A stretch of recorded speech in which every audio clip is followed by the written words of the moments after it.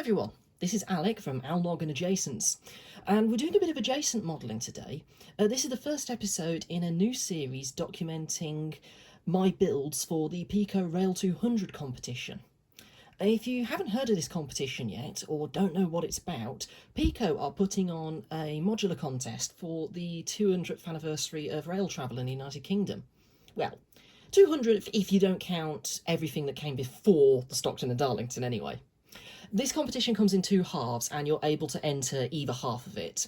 There's a modular contest where they are going to line up all the finalist entries and run one train from one end to the other, or a standalone diorama contest. This first episode is going to document my brainstorming to figure out what exactly I wanted to do for my project. I really want to be as creative as possible with this, try and be as unique as possible. I've been looking around what everyone's doing, lots of things like little terminuses or light railways, and as much as I would always do a little Colonel Stevens style light railway, I think I've done that a bit too much with my own project, so I'm going to do something a bit else, and I'm going to start scratch a few itches I've had for a while, and start drawing on a few bits of popular culture, and make a few sorts of homage layouts to different games or franchises I've played throughout the years.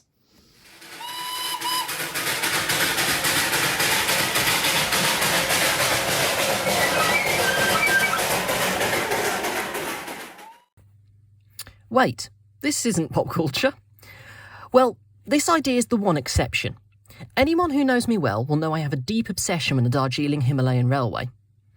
And that's why I've drawn two possible ideas for an entry in either category based around a DHR. My first idea was for a small layout crammed onto the board for a standalone diorama entry. In this case, I'm taking inspiration from George Williamson's Corish, creating a small plan that would feature as many scenes of the railway as possible, with the famous high street running around Kurseong and the challenging track work around the Agony Point loops and Tintoria. My alternative idea is for a module based off the Darjeeling Himalayan that would represent the interchange between Darjeeling and the main line at the historic junction of Siliguri. This scene will be modelled to 1/120 scale, or modern TT, which has been given so much trade support recently. The rules allow for the scale to be a bit flexible, and it only allows as long as you use the mandatory track piece. In this case, said track piece would represent Indian broad gauge of 5 foot 6 inches, whereas the Darjeeling metals on this plan are represented with scratch-built 5mm gauge track. Why choose the historic junction at Siliguri town? Well, it lets me represent a period in the 1950s where nearly all the locomotive classes on the railway were still in use. The Darjeeling has had more than its iconic B classes throughout its history, and up until 1955, A-class number 10 was still in use shunting at Siliguri, and the D-class Garrett was also still in service until November of that year, and both C-class Pacifics were still in use on the plains traffic to Kissenanji. As a result, I can represent all 4 of the main DHR loco classes in one place without overcrowding the scene, and reuse all my 009 CAD models at a slightly smaller scale. Despite how accessible this subject is, though, I'm choosing not to use it as the basis for my entries.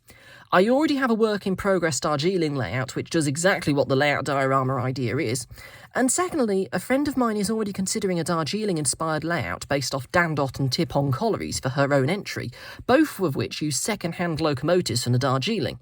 And while not outright a DHR scene, I don't want to compete with another Indian narrow-gauge layout in a similar location.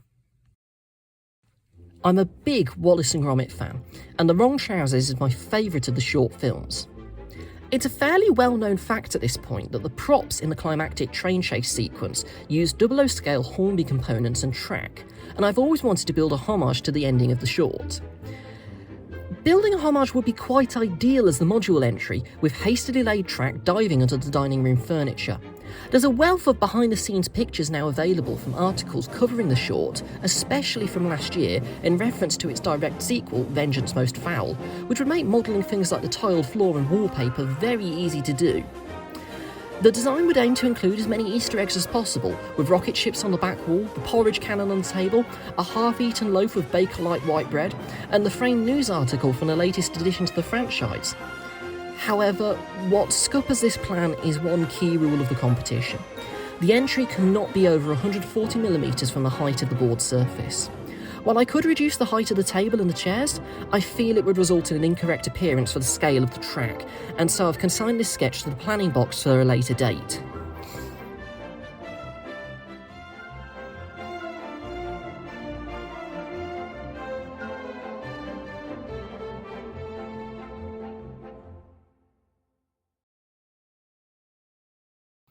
Moving to the depths of northwest Canada for this next module idea, we find ourselves on the fictional Great Bear Island from Hinterland Studios' The Long Dark. This is one of my favourite things to play when I want to relax.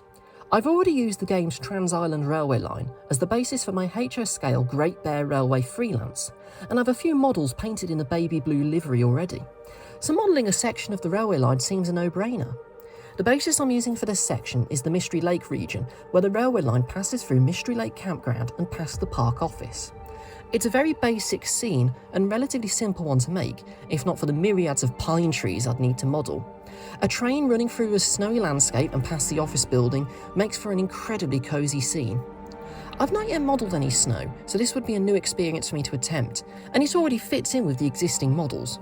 But like the Darjeeling layout, I've been planning a Long Dark inspired project for a while, and a module based on it would be incompatible if I ever built the layout someday.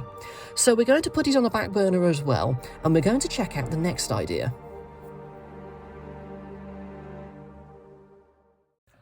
I'm afraid my wrists are just about given out at this point, so this next plan is a bit of a Blue Peter job.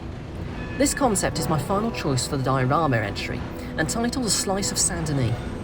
It's scratching a modelling itch I've had for a while, ever since playing through Red Dead Redemption 2, a love letter and art piece to the demise of the American West. I've loved the design of its stand-in for the city of New Orleans, the city of Saint-Denis. I'm by no means an Americophile, but I do greatly enjoy North American railways of the late 1890s when the game is set. Just before post-World War utilitarianism set in and stuck until the end of steam traction in the United States.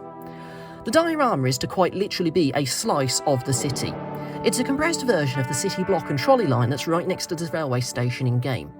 It's both an excuse to try some trolley line modelling and put a Ken Kidder Bernie trolley I have to some use, as well as modelling the gorgeous neo-Gothic brick station building and a section of its wrought iron train shed. It's also a good opportunity to learn how to wire and illuminate a layout correctly. The trolley line will be an opportunity for new skills too, as it's going to need some very tight curves, benefiting a street line, and is going to need to be built by hand, which I've never attempted before. I really look forward to building this plan, and there's some great opportunities for detailed vignettes within the project. I really want the viewer to see something new every time they look at the diorama. One of my favourite video game franchises is the Fallout series. What's not to love about retro-futuristic post-apocalyptic wastelands? That is what I was supposed to take away from Fred's, right? Much of the Fallout series takes place on the ruined and rebuilding west coast of the United States. This is the setting I want to use for my module entry. Set somewhere along the old Union Pacific, this concept is for a small wayside village on a restored railway line operated by the New California Republic, running between the hub, the renamed city of Barstow, and the city of New Vegas. This allows me to model something ruined, as opposed to my usual heyday of X, Y, and Z. It's a ratty desert railroad covered in the sands of several centuries, ridden by a very colourful cast of characters, and also the theme of rusting Americana. This concept isn't as structure-heavy or illumination-heavy as Saint-Denis will be, but I already have a good starting point with a Wolvers Iron Ridge depot kit I can weather and distress for the module, and there's plenty of good support out there for 3D printing figures and objects I can use on the layout, due to the popularity of making props in these games, but also the tie-in tabletop Wasteland Warfare game.